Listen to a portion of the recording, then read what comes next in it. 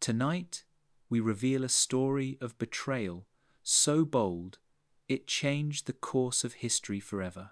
A brotherhood of knights, sworn to protect the faithful, hunted not for crime, but for secrets they were never meant to guard. For centuries, the Templars were untouchable, guardians of holy relics, masters of finance, warriors of Christendom. But power breeds fear, and kings and popes alike began to whisper of gold, of knowledge, of bloodlines that could undermine the very foundation of the church. This isn't just about stolen treasure or burned castles. It's about men who vanished overnight, their loyalty turned into legend, their deaths orchestrated with precision, and a pope who knew the truth yet chose silence. One decision would ignite a chain of events that still echoes through time. Across France, Paris, and Rome, the flames consumed more than bodies. They erased evidence, hid documents, and cloaked history in secrecy. The Templars were gone, but the questions remained. Why? Were they destroyed? What did they protect? And what role did the man who should have defended them play in their downfall? So before you dismiss this as just another story of kings and knights, ask yourself, what if the truth was hidden in plain sight? What if the betrayal you never learnt about shaped the church, the crown, and the world we live in today? Like the video, subscribe, because tonight we step into the shadows of power, fire, and secrets, and uncover the Pope who betrayed the Templars. What if the most powerful knights in Christendom woke up one morning to find the world had turned against them? Imagine armoured men, battle-hardened and holy, dragged from their beds before dawn, their banners torn, their seals broken, their prayers silenced by royal decree. It was Friday, the 13th of October, in the year 1307, the day that turned legend into curse, the day the Knights Templar fell across France. Torches burned through the fog as soldiers rode under orders sealed with the fleur-de-lis of King Philip IV. In every commandery, every fortress, every quiet monastery, the same message arrived. Arrest the Templars, seize their property, interrogate their leaders. No warning, no trial, no mercy.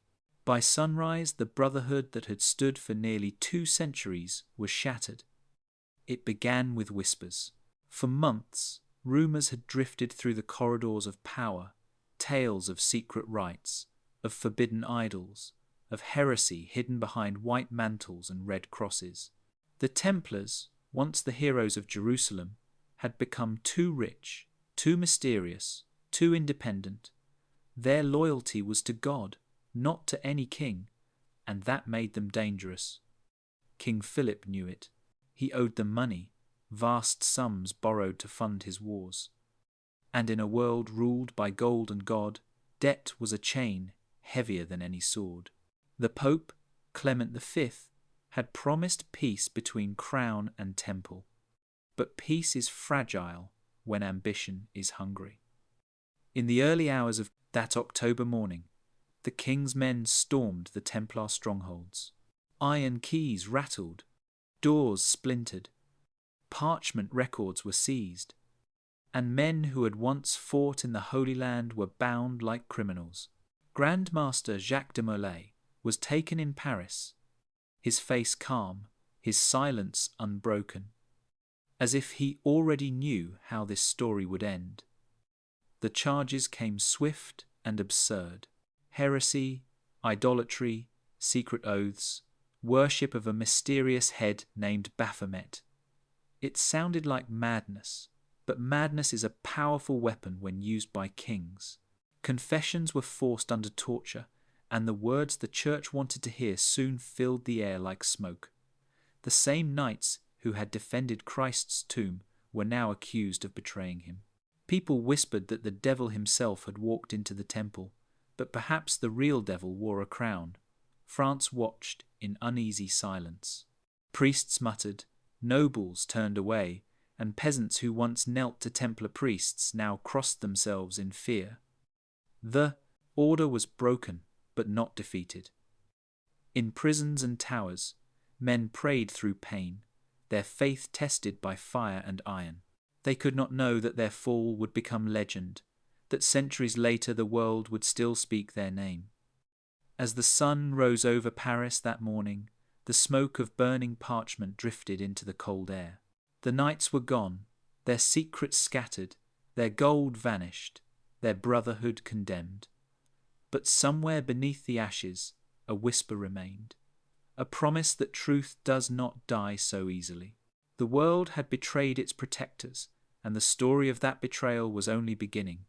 It began not with fanfare or armies, but with 9 men and a prayer. The year was 1119. Jerusalem had just been captured by Christian crusaders after centuries under Muslim rule. Pilgrims poured into the Holy Land, hopeful and barefoot, walking from Europe to see the places where Christ had lived and died.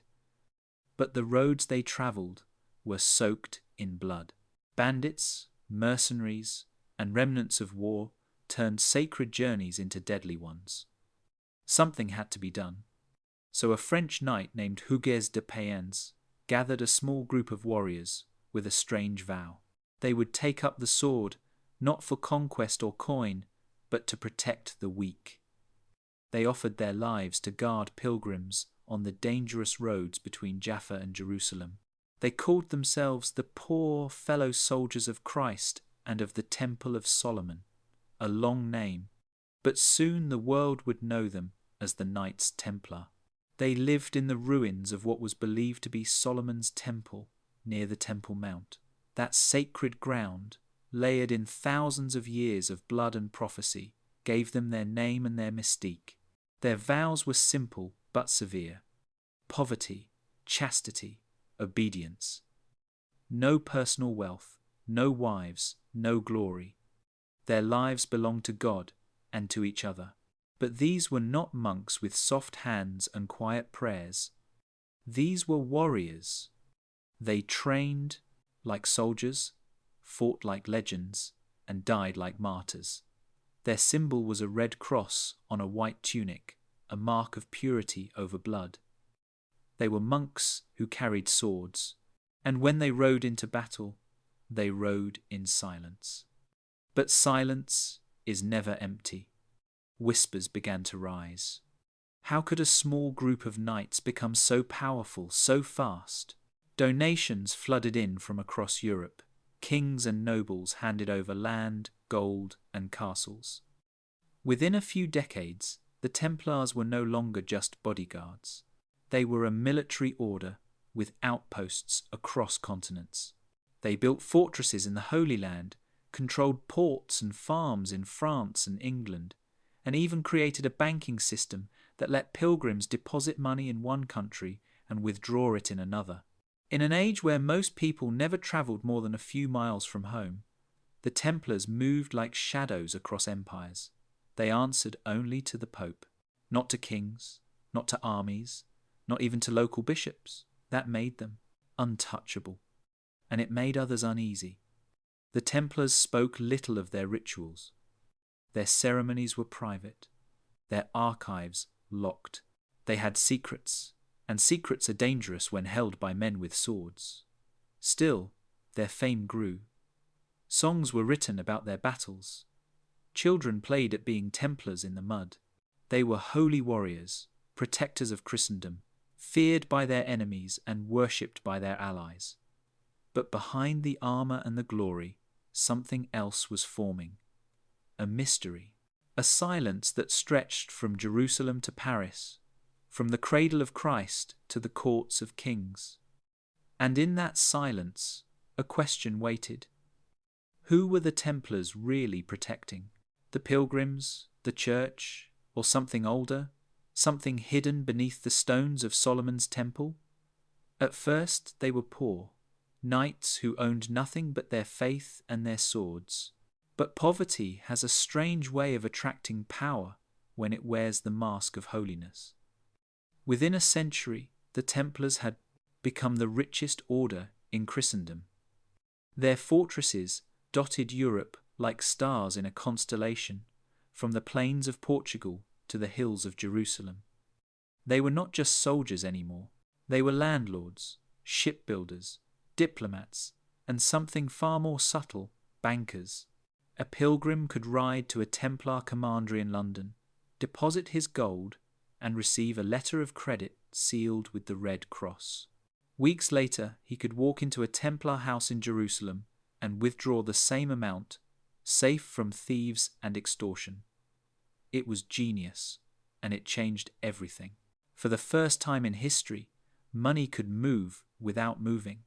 The knights who prayed by candlelight had invented a system that would one day shape empires.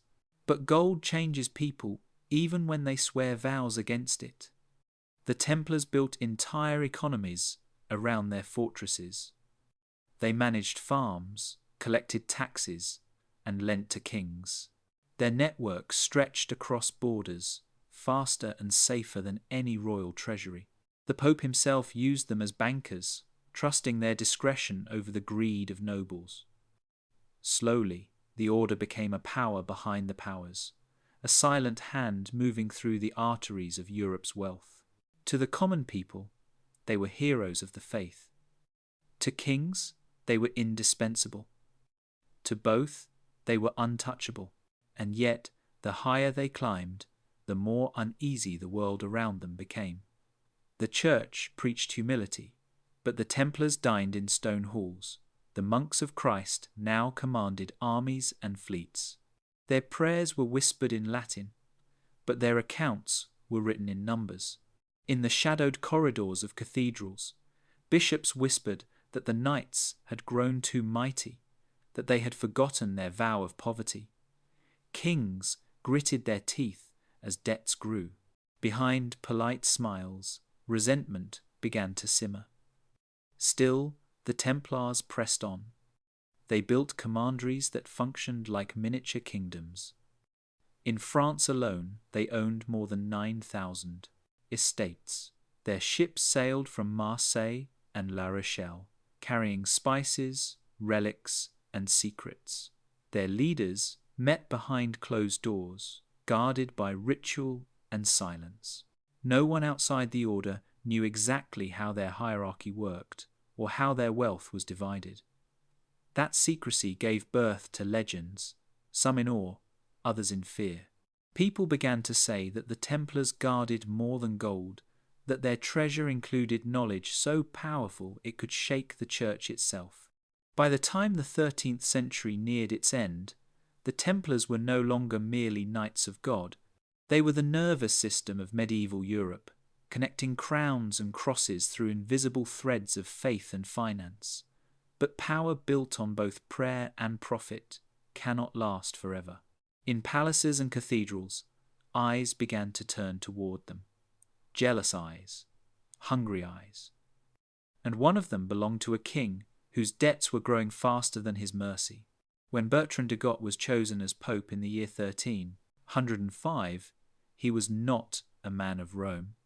He was a Frenchman, cautious and calculating, a scholar caught between God and politics.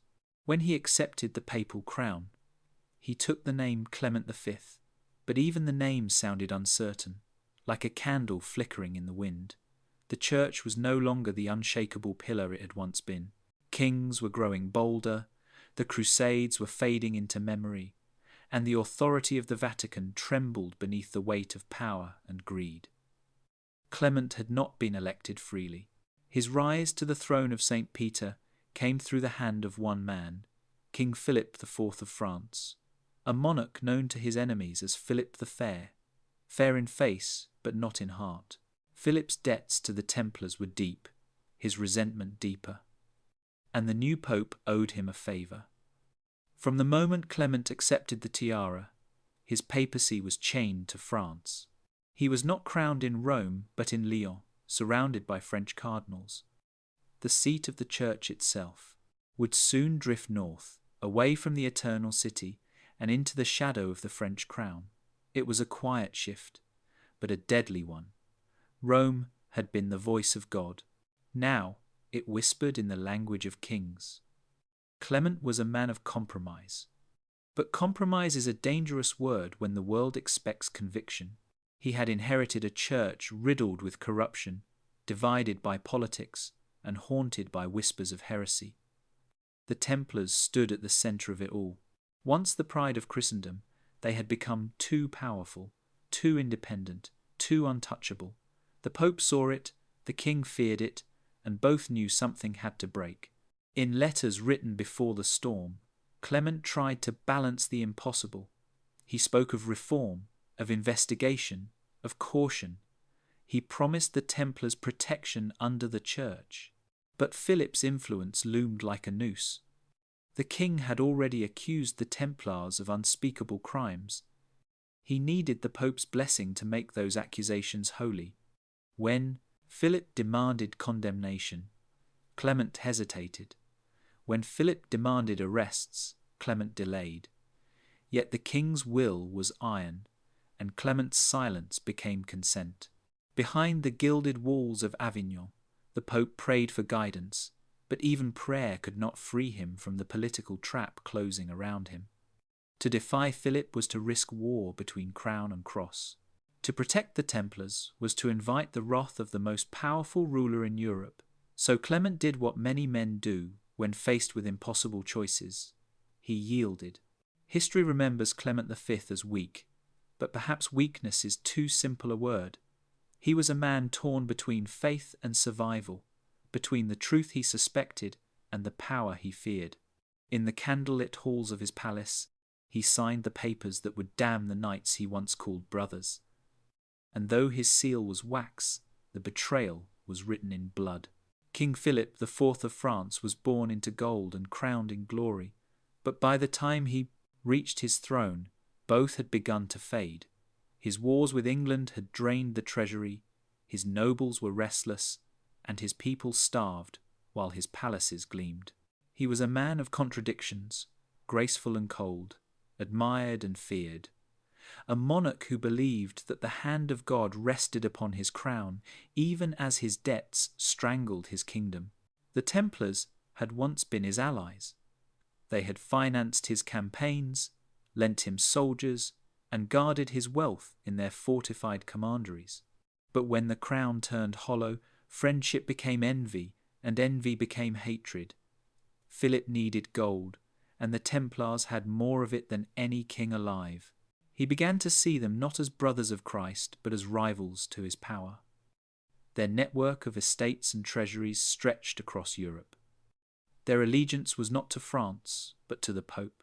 To Philip, that meant one thing: danger. In the flicker of candlelight, he studied the accounts, the debts, the endless parchment that told him the truth. He could not ignore. He owed the Templars everything, and in the eyes of a proud king, that was intolerable. Philip was clever, patient, and ruthless. He had already proven it with the Church itself. Years earlier, he had clashed with Pope Boniface VIII, defying papal authority and even sending soldiers to capture him. Boniface died soon after, and the message was clear. No man, not even God's vicar, would humiliate the King of France. When the next Pope, Clement V, took office, he was French, chosen with Philip's approval. The king had placed his own voice on the throne of St. Peter. But control was not enough. Philip needed a victory that would feed both his pride and his purse. The Templars were the perfect target. Rumours had already begun to swirl, whispers of secret rites and heresy, of strange idols and forbidden names. The king's advisers fanned those rumours like embers into flame. If he could convince the world that the Templars were enemies of the faith, he could destroy them legally and seize their riches with divine approval. But he needed the Church to agree. He needed the Pope to call the sin what he called strategy. Behind closed doors, Philip plotted like a general preparing for war.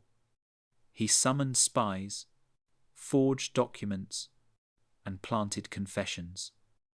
He turned the sacred language of faith into a weapon.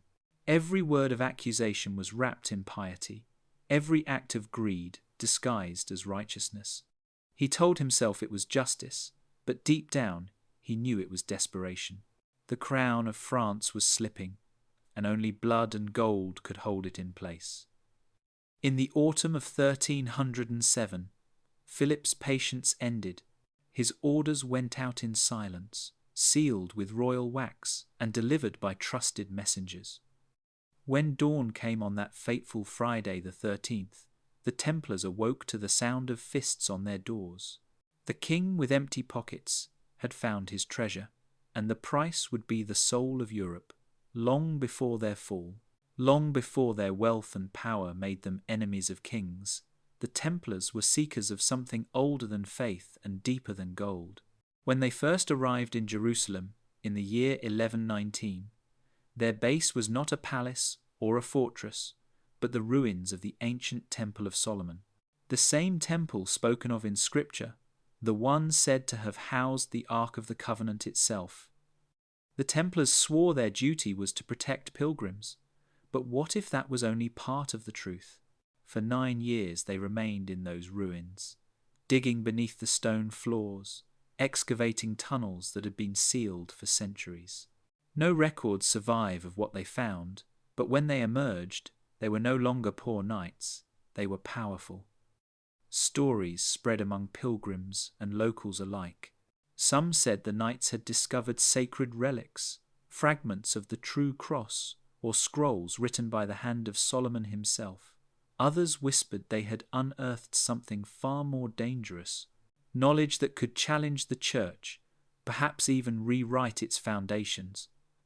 The Temple Mount was not just an archaeological site. It was a doorway, layered in myths and buried memory. The Templars' sudden rise, their secret rituals, and their unshakable confidence all pointed to something they carried back from those depths. In the centuries that followed, those tunnels became legend. Chroniclers wrote of labyrinths filled with golden altars and inscriptions in forgotten languages. Some claimed the Templars found the lost treasure of Israel, others that they uncovered scrolls that revealed the hidden teachings of Christ, truths that the Church had long buried. Even Islamic historians noted the strange excavations. They described the knights working in silence at night, hauling stones and sealing chambers with wax and iron. Whatever they discovered, they guarded it as if their souls depended on it. When the Templars returned to Europe, their entire order seemed to change. They adopted symbols that had no clear Christian origin, circles, stars, serpents, and crosses that predated the Church. They spoke of light and knowledge, of God not only as a being, but as a pattern woven through the universe. Their architecture began to mirror sacred geometry found in ancient temples. Cathedrals built under their guidance aligned with stars, equinoxes, and constellations known to Egyptian and Hebrew priests.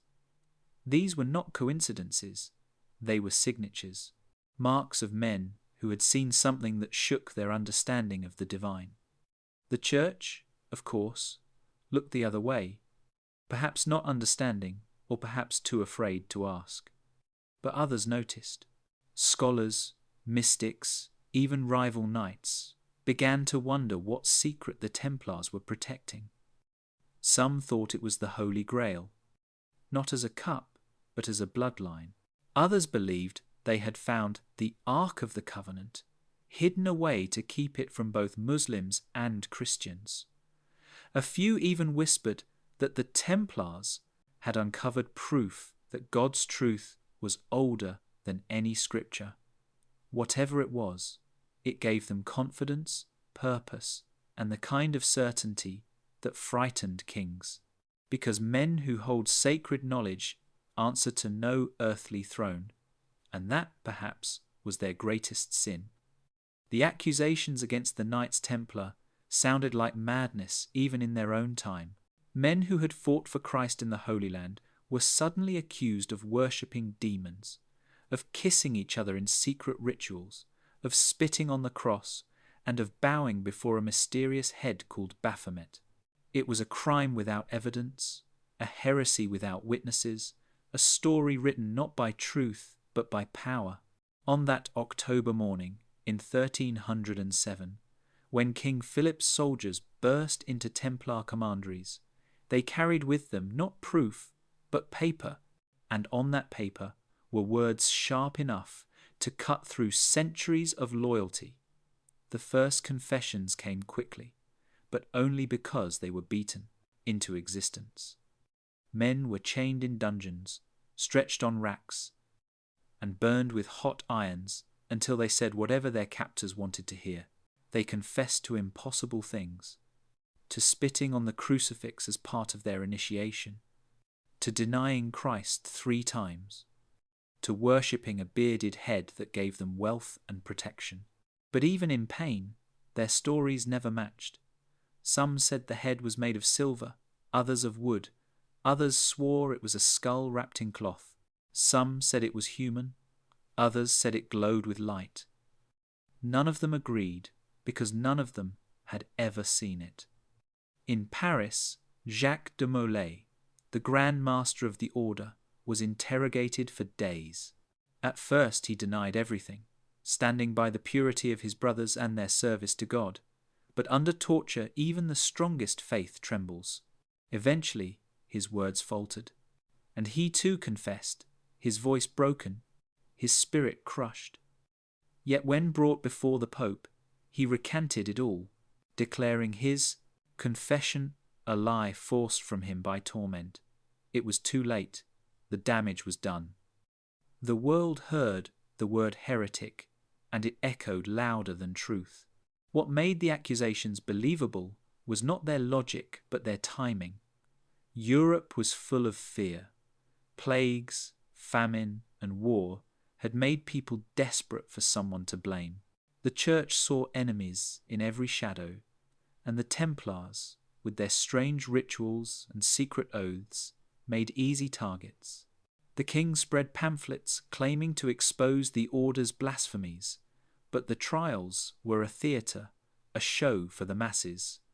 No idols were ever found, no secret books, no temples of heresy, only bruised men and burnt confessions. Historians today still search for clues, but all signs point to one conclusion. The Templars were not heretics, they were scapegoats. Their greatest sin was wealth. Their greatest crime was independence.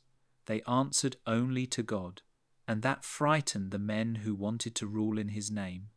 The stories of idol worship and secret kisses were lies, born from envy and sealed with fire. But even lies can shape history. The Templars' fall became a warning to all who dared rise too high above crown and cross. And though their bodies were broken, their legend endured, whispered through centuries, reminding the world that sometimes the greatest heresy is truth itself. In the cold stone chambers of France, truth was not discovered, it was manufactured. The Templars were taken one by one into rooms that smelled of iron, sweat, and smoke. Chains rattled, torches hissed, and the sound of screams echoed off the walls like prayers turned inside out. The inquisitors did not seek facts, they sought confessions, and they would have them by any means. Men who had fought in deserts and bled on holy ground were stripped, bound, and broken, until the words the crown demanded slipped from their tongues. They confessed to crimes no one could prove, because pain makes liars of saints. Some were stretched on the rack until their joints tore apart. Others were starved, their mouths forced open with wooden wedges. Some were burned with hot irons, their skin seared, as priests stood nearby, murmuring Latin blessings over their agony. When one man confessed, his name was written, his words recorded as truth. When another recanted, his silence was marked as guilt. It was a trap that could not be escaped. Confess, and you were damned. Deny, and you were tortured until you confessed again. The records of these interrogations still exist, brittle parchment filled with trembling handwriting. They tell a story not of justice but of fear. "I denied Christ," one knight said, "because they tore my flesh until I could no longer feel it." Another swore that if he ever spoke again, it would only be to God.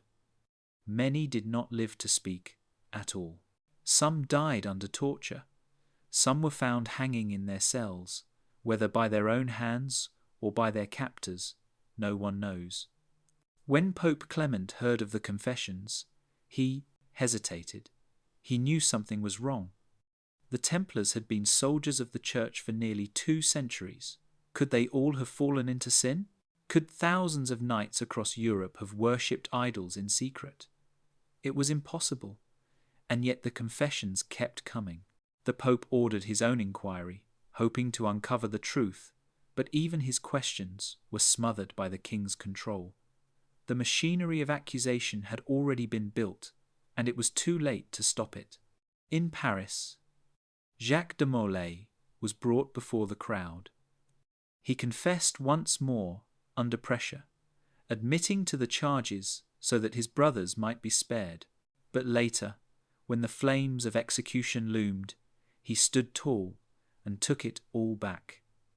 "We are innocent," he said, his voice clear even through the smoke. "God knows our guilt lies only in our torment." The crowd was silent, torn between fear and pity. The inquisitors wrote their final reports, sealing their lies in wax and ribbon. Torture had done its work. It had rewritten history. The truth had drowned in fire and iron, replaced by words carved out of agony. Yet even lies need authors, and the hands that held the quills belong not to the knights, but to kings, priests, and popes, who feared what the Templars might have known. They broke their bodies to bury their secrets, but pain cannot erase memory. It only burns it deeper into the soul of history.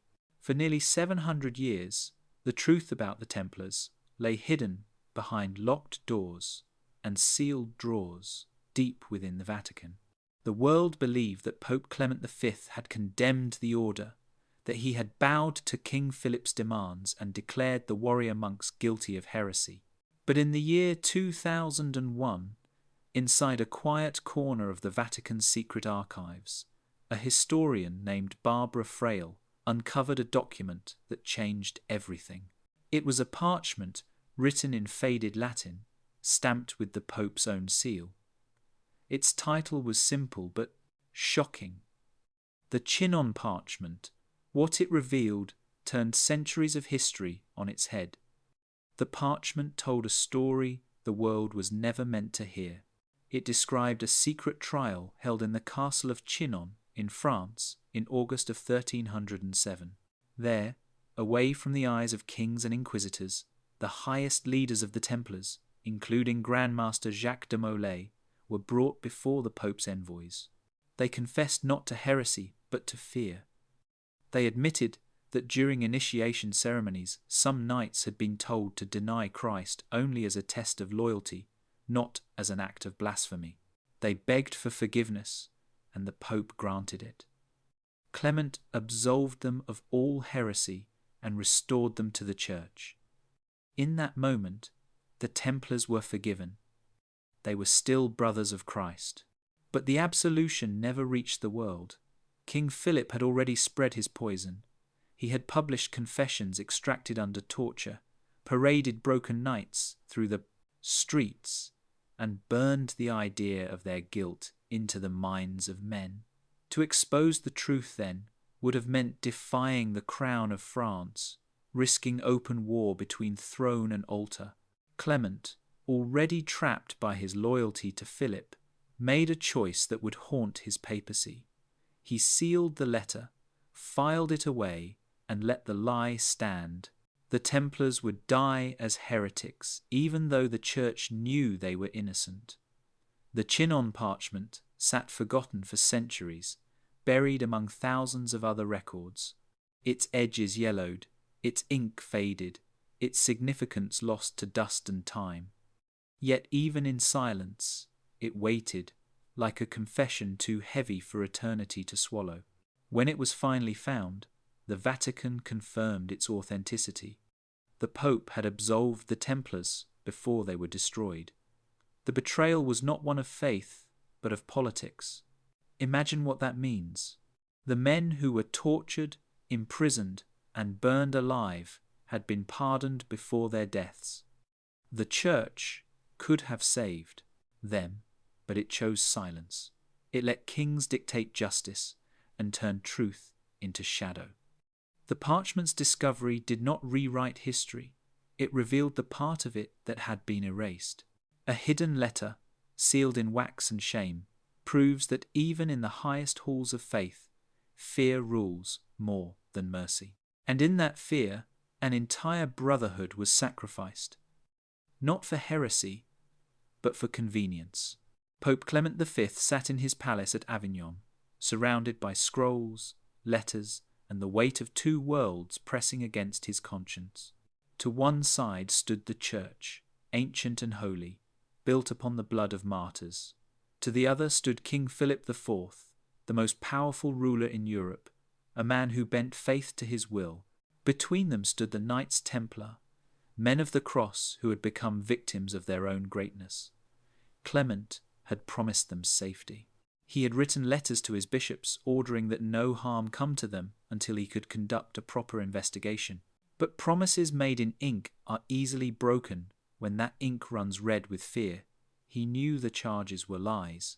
The Templars had served the papacy for 2 centuries, protecting pilgrims, defending Christendom, and preserving relics so sacred that popes themselves had entrusted them to the order. Yet as the accusations spread, Clement felt the noose of politics tighten around his neck. Philip demanded not justice but obedience. He sent envoys bearing lists of confessions torn from tortured lips. He claimed to have proof of heresy and demanded that the Pope act or lose the support of France. The papal throne trembled. Clement was not a strong man. His health was fragile, his alliances uncertain, and his loyalty divided. In the shadow of Philip's power, his pen became a weapon, and with it he signed away the lives of the Templars. At first he resisted. He called for church councils, requested testimonies, and even expressed outrage at the brutality of the arrests. But resistance faded as threats grew sharper. Philip's agents whispered that the church itself might be accused of corruption if it protected heretics. They reminded Clement that his own papacy existed only by the king's favour. Slowly, the pope's courage drained away, replaced by caution, calculation, and guilt. When the final orders were written, the Latin words were neat, formal, almost gentle. Yet behind their politeness hid betrayal. The documents did not call for execution. They called for purification, penance, and judgment under holy law. But everyone knew what that meant. It meant prisons. It meant fire. It meant silence. As the trials continued, Clement pretended to maintain control. He claimed the process was fair, that truth would be found through inquiry. But truth had already been buried under politics and ash. He received reports of torture, of forced confessions, of men dying in agony. Yet his reply was always the same: delay, defer, deflect. He wrote in Latin, but the language of his letters was cowardice. In March of 1314, when Jacques de Molay was burned at the stake, Clement was miles away, sick and sleepless. They say he wept when he heard the news, but tears could not wash away betrayal. Within months, he too was dead, struck down by illness and rumour of divine punishment. Some said the curse of the Templars followed him to the grave. Others said it was simply guilt made flesh. Either way, his name was forever marked in Latin ink, not as the saviour of the Church, but as the Pope who betrayed his own knights to the flames. When the Chinon parchment was discovered in the year 2001, it was as if history had suddenly whispered the truth it had been forced to hide. Locked away for nearly 7 centuries inside the Vatican's secret archives, It was a document long thought to be lost, a fragile sheet of parchment stained by time and sealed with the mark of Pope Clement V. The handwriting was precise, the Latin formal, but the words were shocking. It revealed that the Pope had declared the Knights Templar innocent of heresy long before they were executed. The Church had cleared them, and yet they were still destroyed. The question that lingers is why. The Chinon parchment told of a meeting held in the fortress of Chinon in August of 1307, a quiet castle along the banks of the Vienne River in France. There, away from the eyes of the public and the reach of King Philip's soldiers, Pope Clement's own representatives questioned the leaders of the Templar order. Jacques de Molay, Geoffroy de Charny, and several others confessed that under pressure they had denied Christ, but only as a ritual test, a symbolic act meant to prove endurance, not betrayal. They begged forgiveness from the Church, and Clement granted it. The Pope absolved them of heresy and restored their standing with Rome. On paper, the Templars were forgiven. In spirit, they were still doomed. The Pope's decision was recorded, sealed, and stored, yet somehow it never reached the courts of Europe. While Clement deliberated, King Philip had already unleashed a storm of propaganda. Pamphlets, sermons, and rumours painted the Templars as servants of the devil. Their wealth was seized, their castles broken, their names turned to ash. By the time the Pope's absolution could have saved them, it was too late. The machinery of accusation had consumed its victims. Clement faced an impossible choice. If he defied Philip publicly, the Church risked open war with France, perhaps even schism. If he remained silent, he became complicit in murder. In the end, he chose silence. The Chinon parchment makes no excuses for him. It records the absolution, then trails off into administrative language, as if the writer knew the words would never see the light of day. The Vatican did not destroy it, it simply hid it. And so, for 7 centuries, the truth slept beneath dust and candle soot. When it was finally uncovered, it changed the way historians saw the fall of the Templars. The Pope had not condemned them. He had tried, in secret, to save them. But the question remains, why allow the trials to continue once he knew they were innocent? Some say fear, others say politics. Perhaps Clement believed that by sacrificing the Templars publicly, he could protect the Church privately. Perhaps he thought history would forget. It almost did. Yet parchment has a strange way of remembering what people wish to erase. The Chinon document stands as quiet proof that the real betrayal was not in what the Templars believed, but in what the Pope chose to hide. The morning of March 18th, in the year 1314, began like any other in Paris, cold, grey, and heavy with the smell of the river. But on a small island in the Seine, a crowd gathered in uneasy silence. At the centre stood a wooden scaffold, piled high with straw and timber. Bound in chains, dressed in a simple tunic, was an old man with a face. Carved by time and sorrow, Jacques de Molay, the last Grand Master of the Knights Templar, was about to die. For 7 long years he had endured imprisonment, torture, and betrayal. Now, as the flames waited to rise, he faced the end with a calm that frightened even his executioners. The city had turned out to watch. Nobles stood beside peasants, priests beside soldiers. The King of France, Philip IV, did not attend, but his presence was everywhere, written into every whisper, every guarded glance. This was his victory. The Pope had already dissolved the Templar order. The confessions, extracted under torture, had done their work. To the world, Jacques de Molay was a heretic. To the men who knew him, he was a martyr.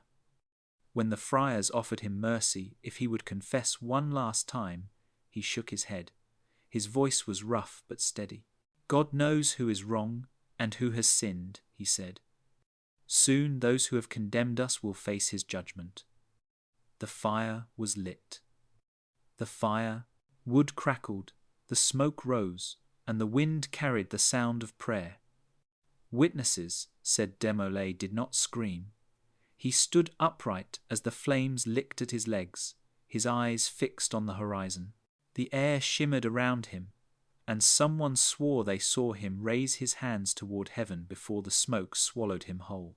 By sunset, the ashes of the last Grand Master were scattered into the river, carried away by the current, as if the Seine itself was trying to hide the evidence of what it had seen. But the story did not end with his death.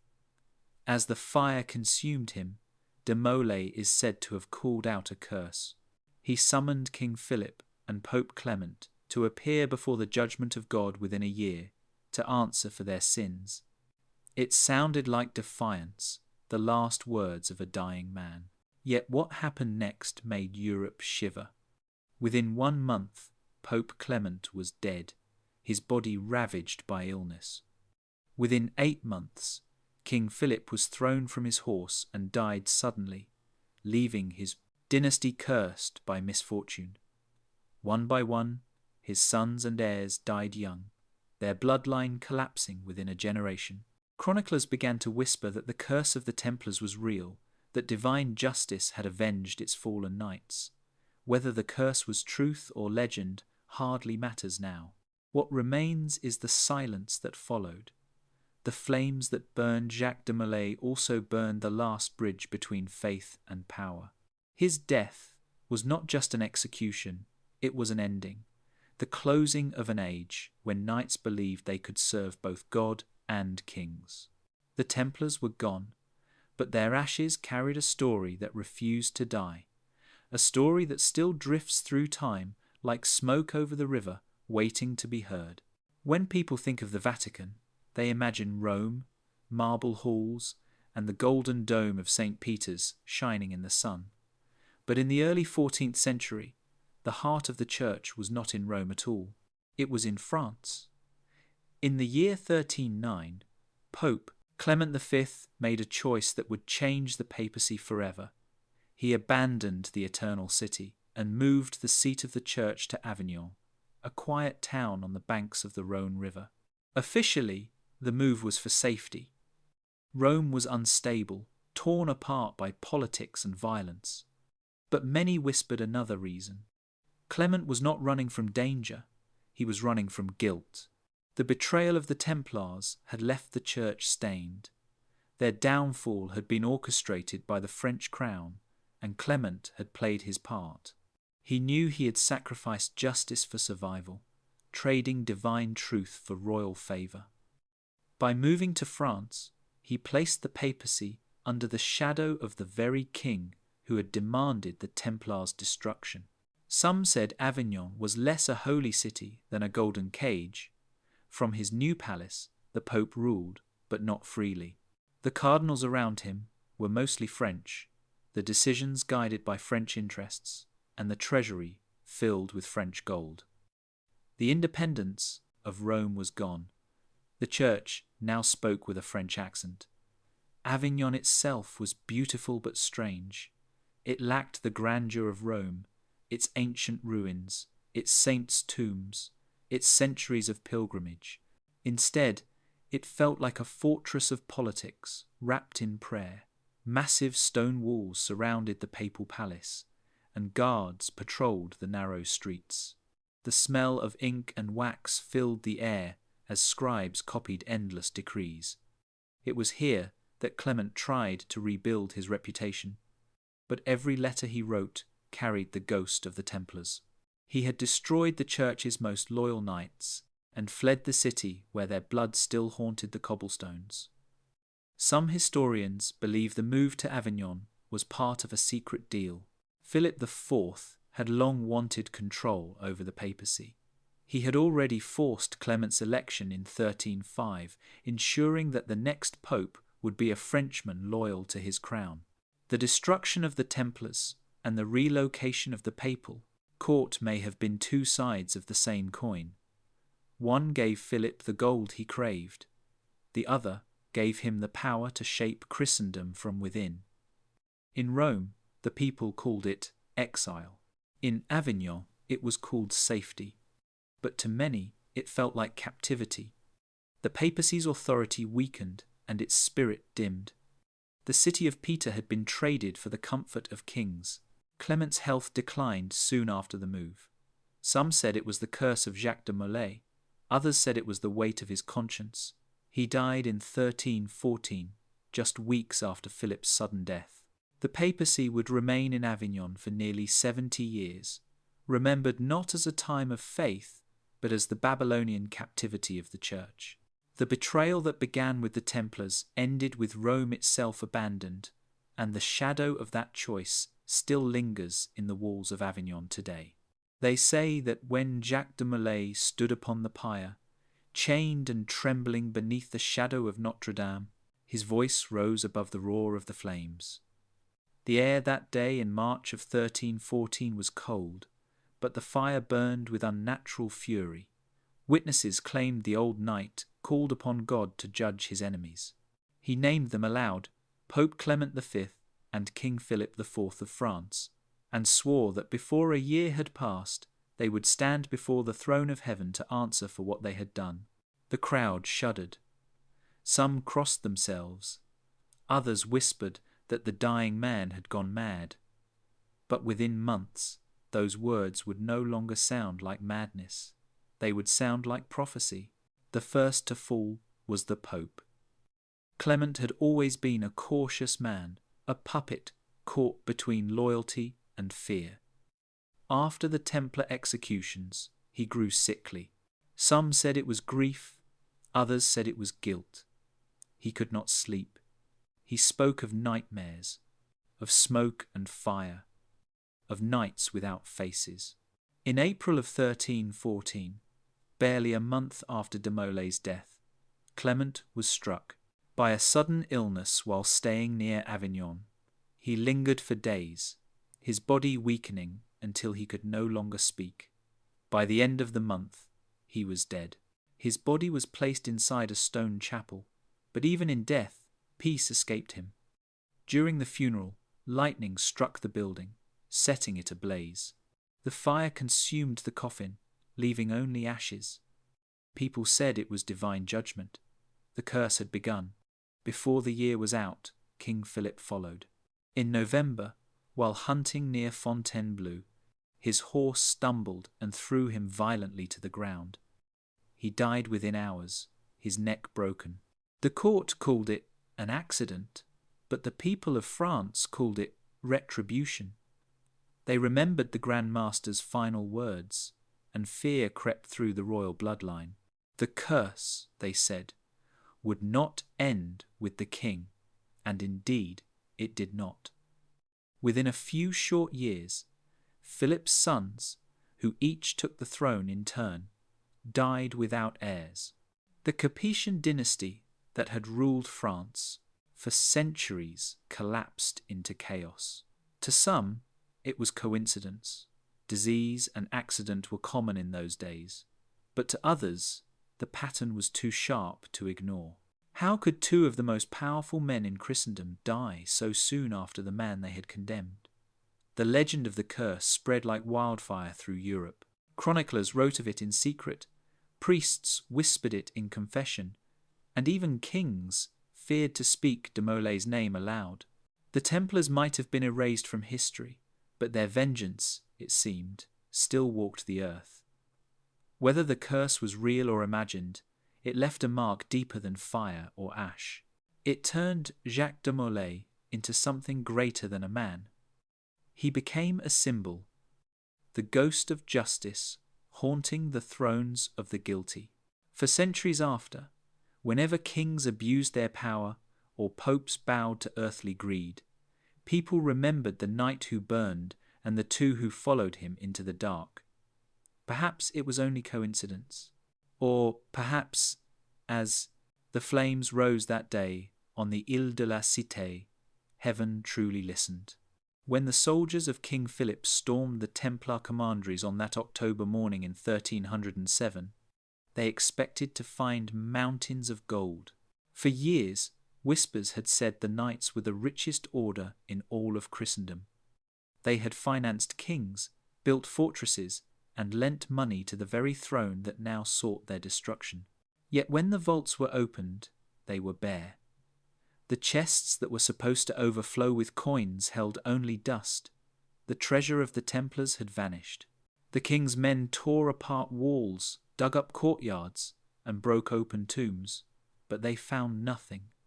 Not a single bar of gold, not a single jewelled chalice. It was as if the wealth of centuries had melted into air. The disappearance puzzled everyone, from peasants to popes. How could an order so vast and organized lose everything overnight? Some claimed the Templars had hidden their riches deep beneath. The Temple Mount in Jerusalem, long before their fall, sealed in catacombs carved during the Crusades. Others believed the treasure had been loaded onto ships at the port of La Rochelle in western France and sent away under cover of darkness. Witnesses reported seeing a small fleet slip out to sea just days before the arrests began. No one knew where the ships went. Some said they sailed to Scotland, others to Portugal, or even across the Atlantic to lands uncharted. Whatever the truth, the treasure was gone, and its absence only deepened the mystery. King Philip was furious. He had destroyed the order to erase his debts and seize their wealth. Yet the very gold he sought had eluded him. His agents accused the surviving knights of hiding it, but under torture they confessed to nothing. Even the Grand Master Jacques de Molay went to his death without revealing a word. Historians would later note that the Templars were meticulous record keepers. Every coin, every relic, every loan had been catalogued.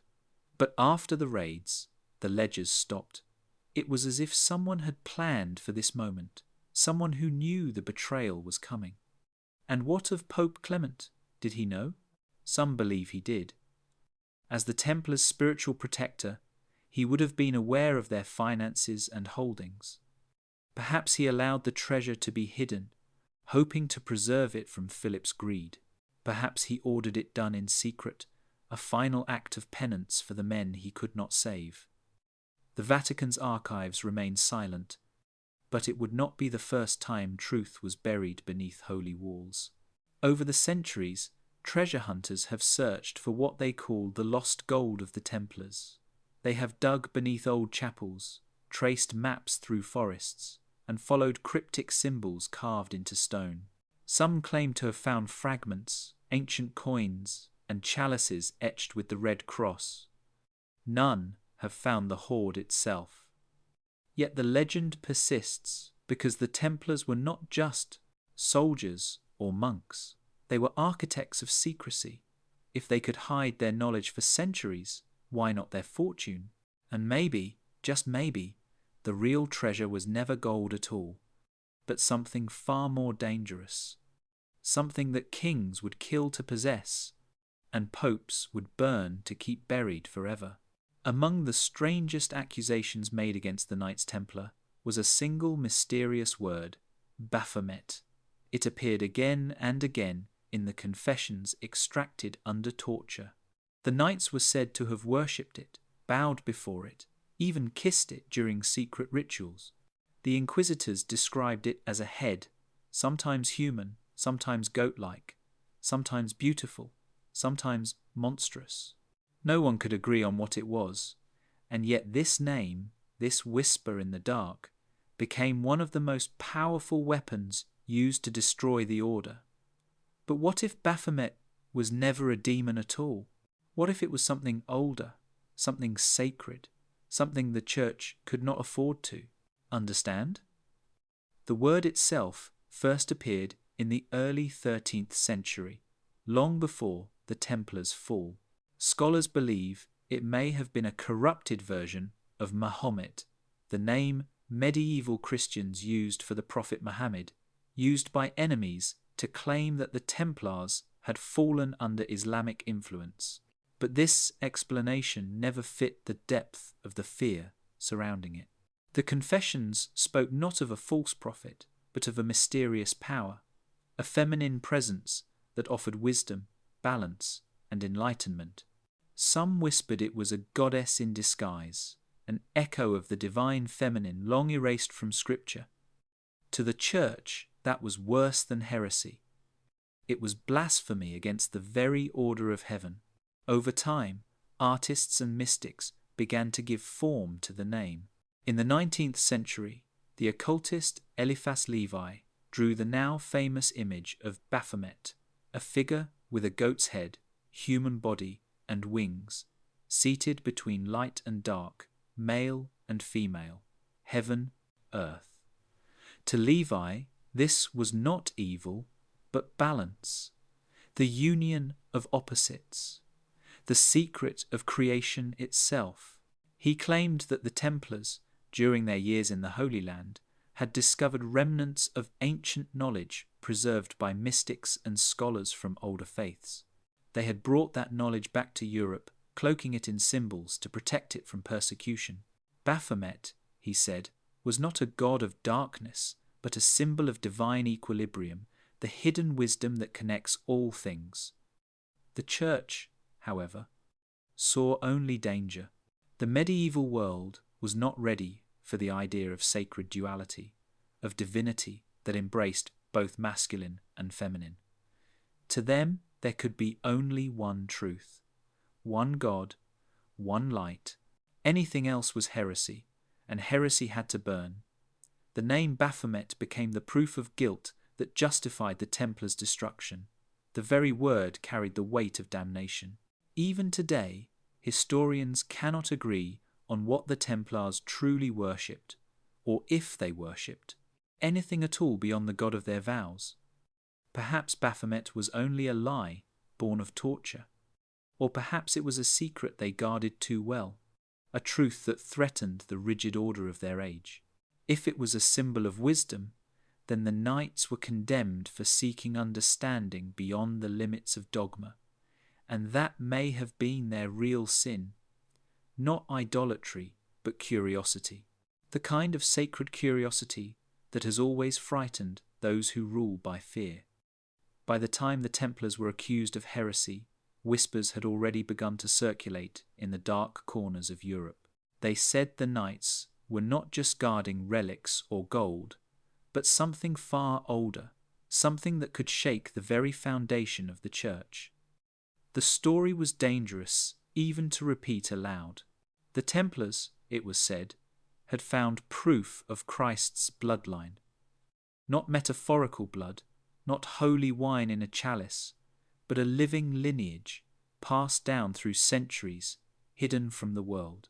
To believe it was, to believe that divinity had continued in human flesh, and that the Church, with all its pomp and power, had no right to stand between God and mankind. The idea sounds impossible, even blasphemous, yet the timing makes it haunting. The Templars had spent nearly 200 years in the Holy Land, digging beneath the ruins of Solomon's Temple, guarding routes through lands once walked by Christ himself. What did they uncover during those years of silence and sand? Some claimed they found scrolls, genealogies written in ancient languages, that traced a line of descent from Jesus and Mary Magdalene through the early centuries of exile. Others believed they unearthed relics, bones, or documents hidden by early followers who had fled persecution. Whatever it was, the Templars brought it back to Europe, and whatever it proved, it terrified the Church. Pope Clement V knew how fragile faith could be. The Church held its power not by blood, but by belief. Its priests claimed to represent Christ on earth, because Christ, they said, had left no heirs. The idea that a living family carried divine blood was unthinkable. It would mean that holiness was not confined to altars or cathedrals, but ran through human veins. It would mean the Church had spent centuries serving not truth, but illusion. If the Templars really held that knowledge, they were not just a military order, they were a threat to the entire structure of Christian authority. King Philip's hatred of the Templars was clear. He wanted their gold, their land, their influence. But Clement's betrayal feels different. His actions were hesitant, conflicted, almost frightened. It is possible that he knew something more was at stake than money or power. Perhaps he believed silencing the order was necessary to preserve faith itself. Perhaps he convinced himself that destroying the guardians of the secret was the only way to protect the world from a truth it was not ready to face. Legends born from this theory spread across centuries. They say the Templars passed the secret into the hands of hidden families, guarded by coded symbols and secret societies that survived long after the order was gone. The fleur-de-lis, the rose cross, the bee, the sword and cup, all said to mark the path of those who still carried the blood. Whether fact or myth, the rumour endured because it touched a deeper hunger, the need to believe that holiness might be human, that divinity might walk among us still. If Clement knew this and chose silence, then his betrayal was far greater than political cowardice.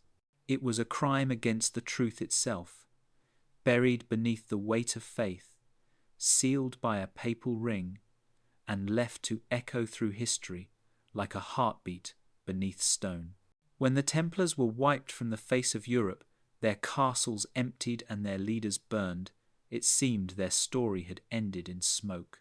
But secrets have a way of surviving, slipping quietly from hand to hand, waiting for the right moment to be reborn.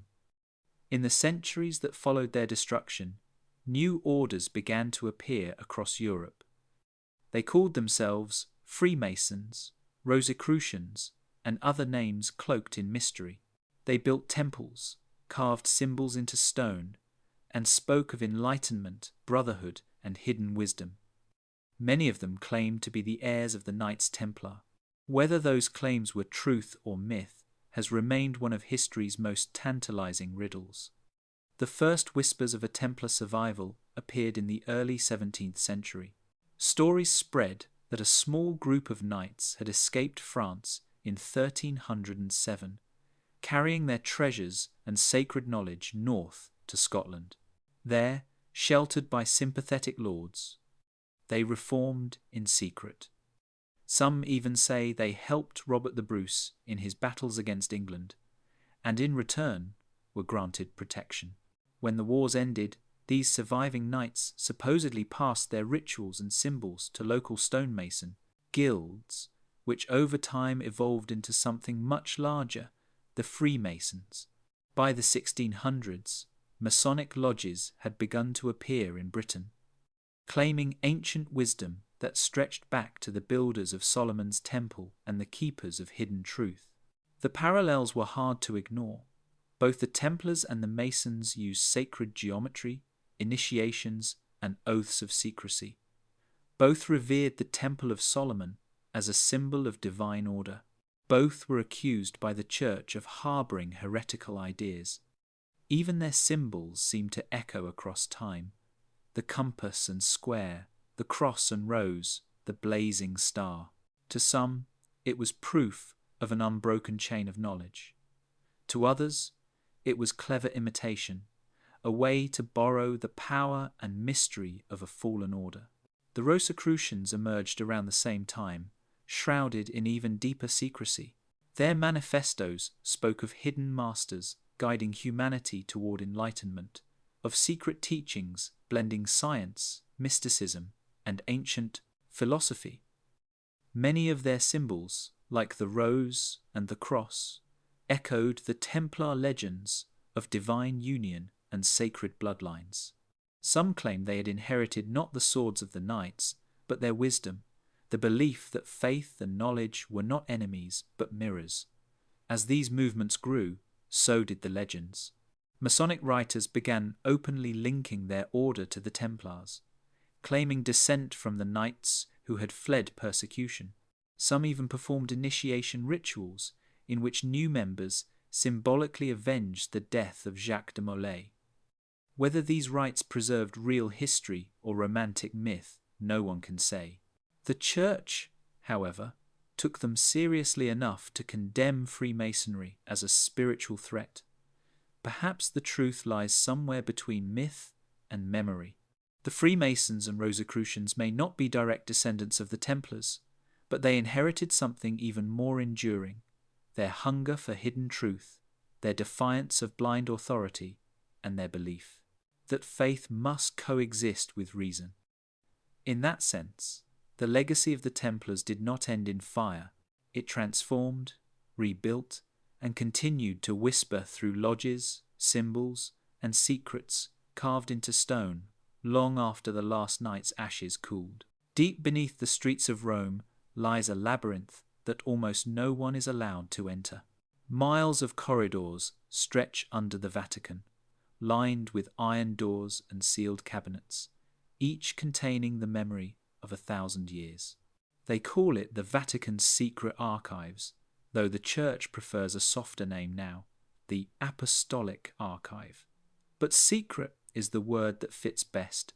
Inside rests everything from letters written by kings and emperors to papal decrees and forbidden texts. And somewhere in that maze of silence are the documents of the Templar trials, the evidence that shaped the death of a brotherhood and the rewriting of history. The archives are said to hold over 80 kilometers of shelves, though no one outside the Vatican knows.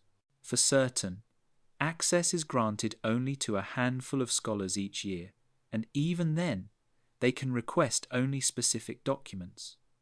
There is no wandering, no searching.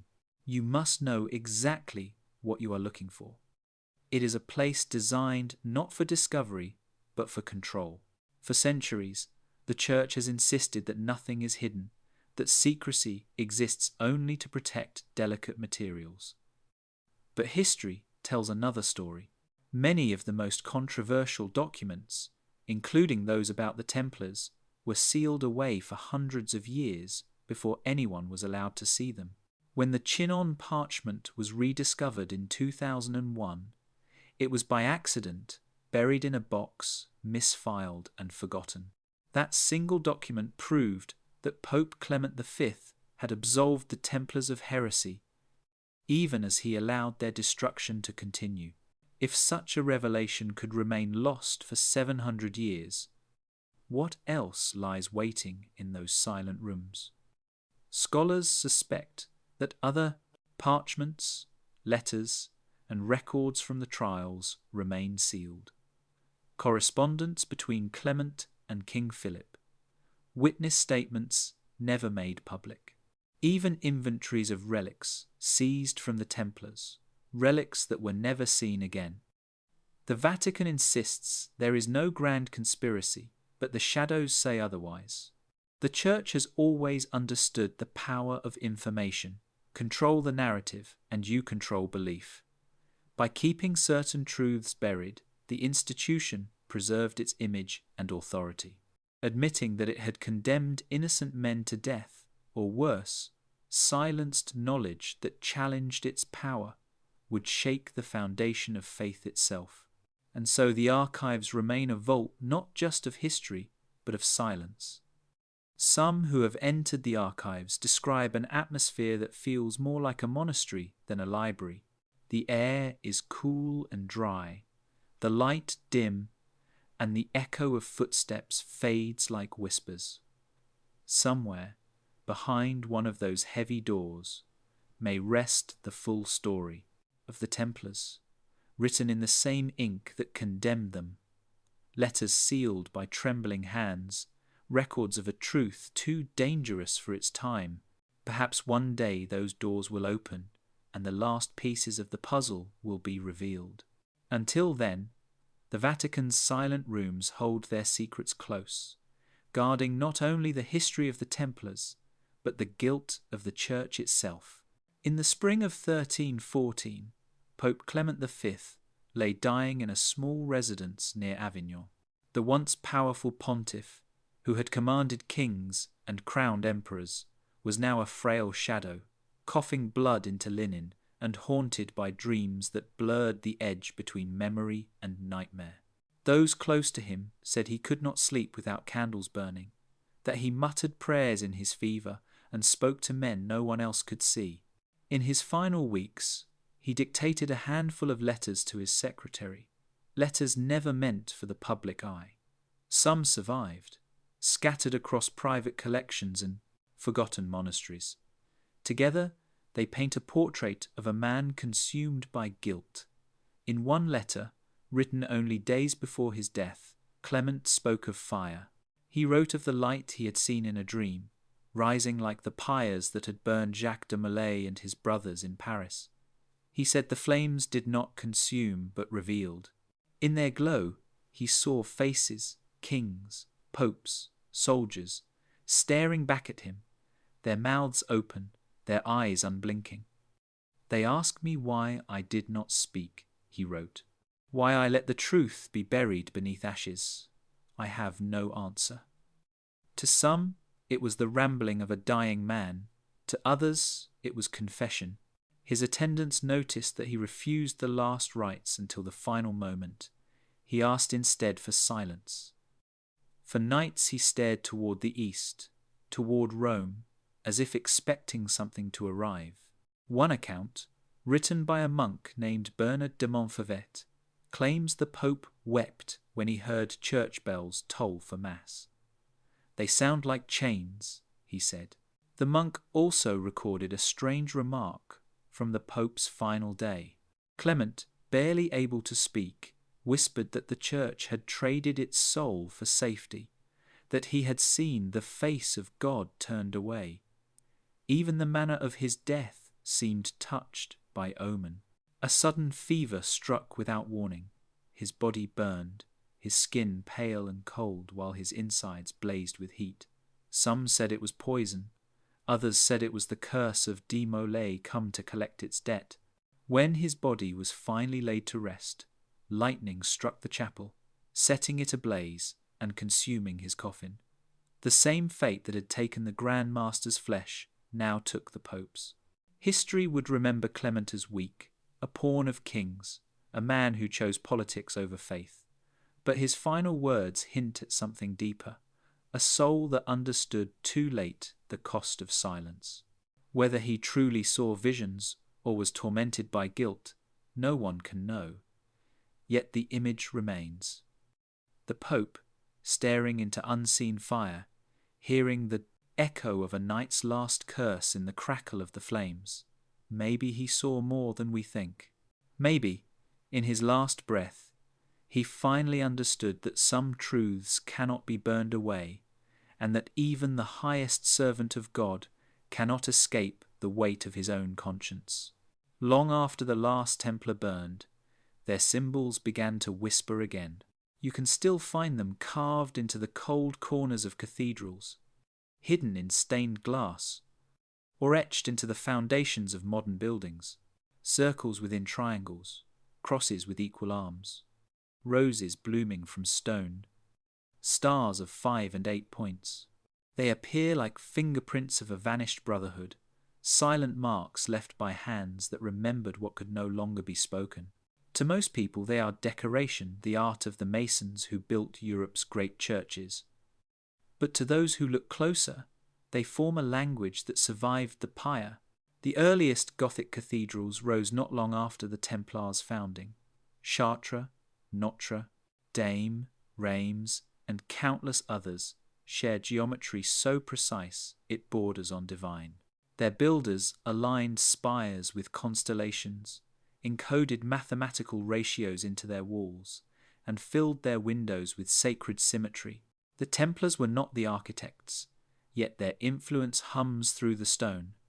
Many of their commanderies stood near these sites, and their masons often worked side by side with those of the church. Some historians believe the knights carried knowledge from the East, geometry, astronomy, and mystical proportion learned from scholars in Jerusalem and Damascus. They built not only fortresses but temples of meaning, where every angle and curve reflected the harmony of creation. When the order was destroyed, those builders scattered, taking their secrets with them. Some were absorbed into guilds that later became the Freemasons. Others drifted into monasteries or fled across borders. Yet wherever they went, their language of symbols followed. The rose became the emblem of secrecy. The compass and square became the tools of divine order. The equal-armed cross, once the Templar seal, reappeared carved into doorways and columns of cathedrals across Europe. Even the labyrinths in church floors, those strange circular paths meant for meditation, echo the Templars' understanding of pilgrimage not just as a journey across land, but as a journey within.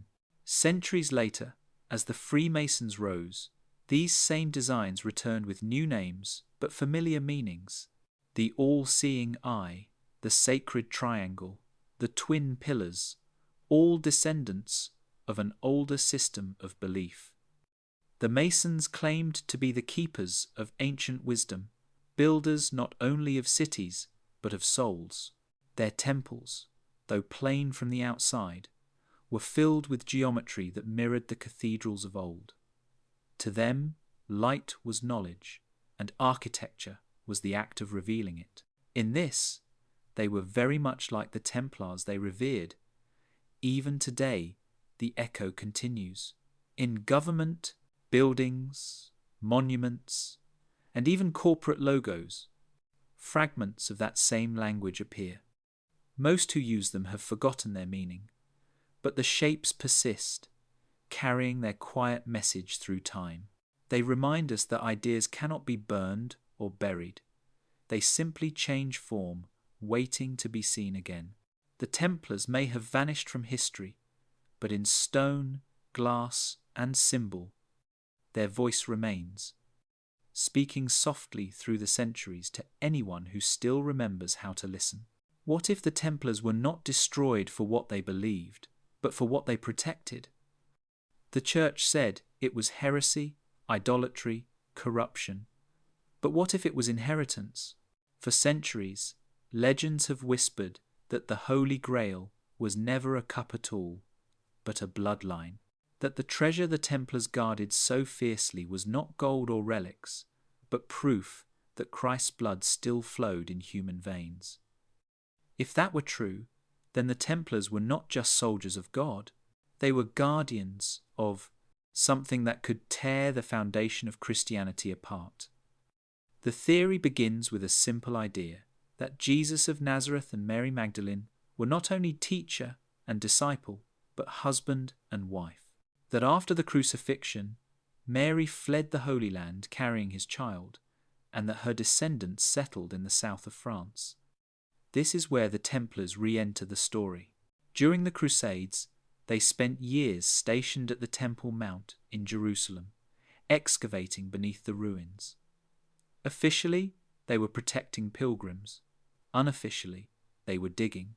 Records from the time hint at secret tunnels and sealed chambers found under the ancient stones. What they discovered, no one ever recorded. But after their return to Europe, the Templars changed. They grew wealthy beyond kings, powerful beyond bishops, and untouchable even by the Pope, until suddenly they weren't. Some say they found genealogical scrolls, proof of a royal bloodline stretching back to Christ himself. Others believe they discovered relics, perhaps bones, perhaps a book, evidence that contradicted the Church's version of history. To hold such proof would be both blessing and curse. It would make them the true keepers of the divine legacy, but it would also make them the most dangerous men alive.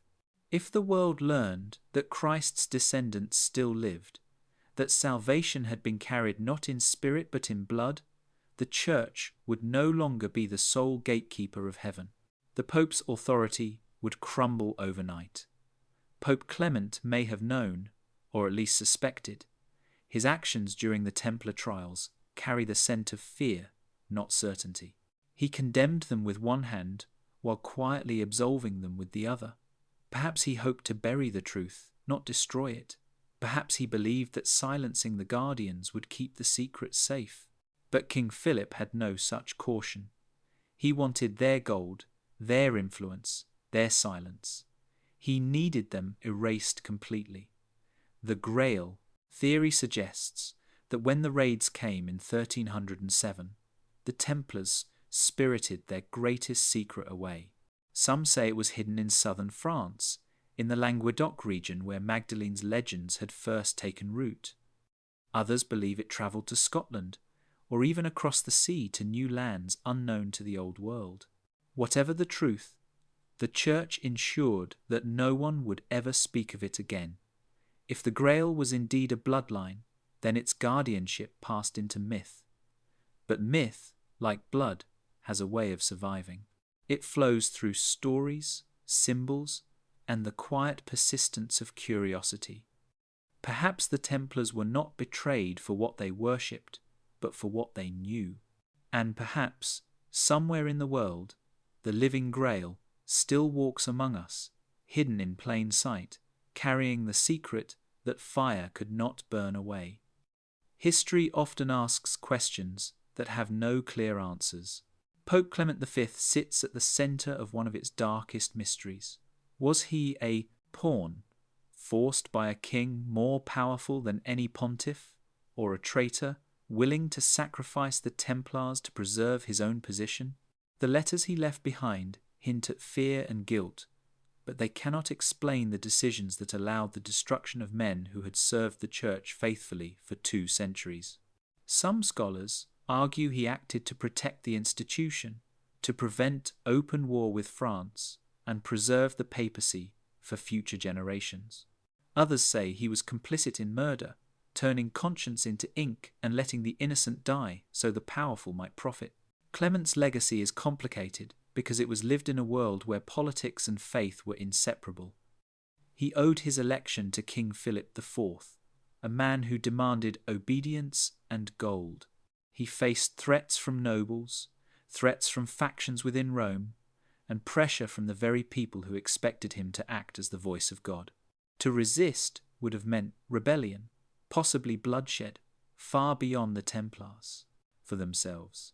And yet, to comply meant the deaths of thousands of knights, men who had fought, bled, and prayed for the Church.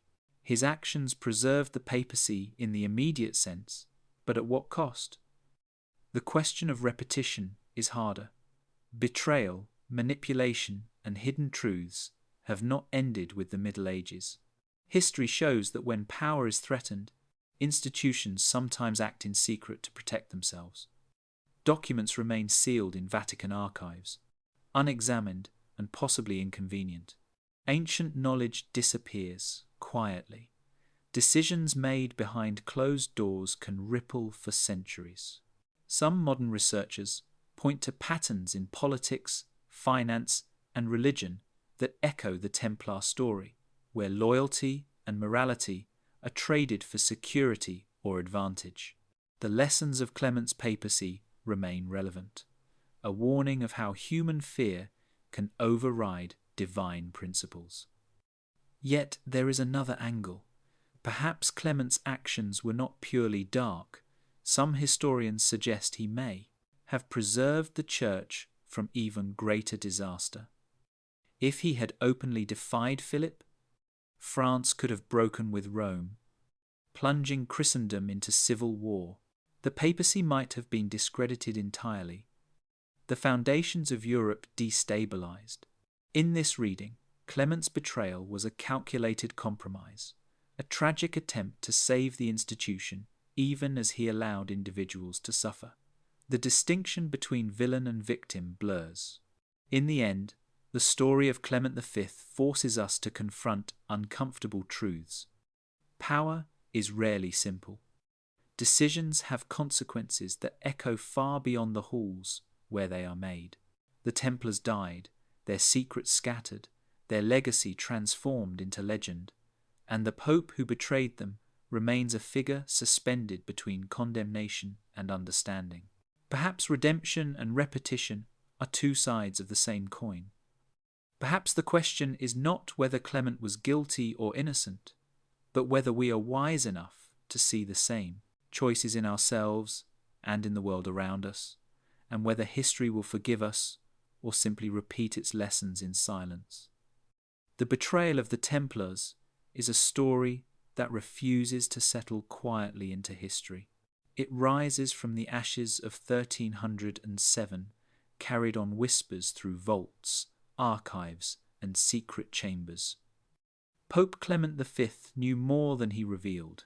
He had absolved the Knights of heresy in private, seen the truth of their loyalty, and understood the danger that lay in what they protected.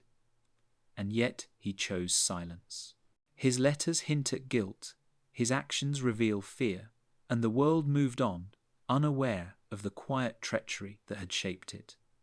The question that haunts historians, scholars, and dreamers alike is simple. Why did he stay silent? Some believe it was fear, the kind that grips a man caught between kings and God. King Philip IV demanded obedience, gold, and the eradication of the order. Clement was a pontiff installed under French influence, aware that defiance might spark war, rebellion, or worse. Silence was survival. It preserved the Church, the papacy, and perhaps Europe itself from immediate chaos. But survival came at a terrible cost. Thousands of knights died, secrets were buried, and the truth of what the Templars protected disappeared into shadow. Others argue that Clement's silence was more than fear. They see it as a conscious decision to control knowledge. The Templars were said to guard more than treasure. They held evidence of things that could shake the foundation of faith itself. Genealogies, relics, whispers of bloodlines that traced back to Christ, the Church could not risk such truths emerging. By allowing the order to be destroyed publicly while absolving them privately, Clement created a veil, a way to contain power without exposing it. The Templars' legacy was erased from history, but the knowledge they protected remained hidden, waiting for those with eyes to see. The silence extends. Beyond Clement's lifetime, the Vatican archives remain full of doors that few can open, documents that lie untouched, and records that are never spoken of. Scholars gain glimpses, but much remains locked away, inaccessible, a reminder that some truths are too powerful for the world. And so the silence is not just the Pope's, it is centuries old, a living thing that shapes how we understand the past and what we accept in the present. Even today, the story resonates because it reminds us how fragile truth can be when it meets power. The Templars' story is everywhere, yet nowhere, in architecture, symbols, and myths. In Gothic cathedrals, in Freemason lodges, in the patterns of hidden lines and circles, it survives. And the Pope's silence continues to echo, a warning and a question. How far would you go to protect your position, your faith, your life, even if it meant condemning others? History moves forward, but some echoes refuse to fade. Pope Clement's silence shaped centuries of belief, power, and legend. The world today may still live in that silence, unaware of the truths buried beneath it, waiting for the day someone dares to uncover what was never meant to be forgotten. The betrayal was not only of men, it was of knowledge itself, of promises made and broken, of a history that whispers in stone and parchment, in the shadows of churches and the margins of books, calling for ears brave enough to listen.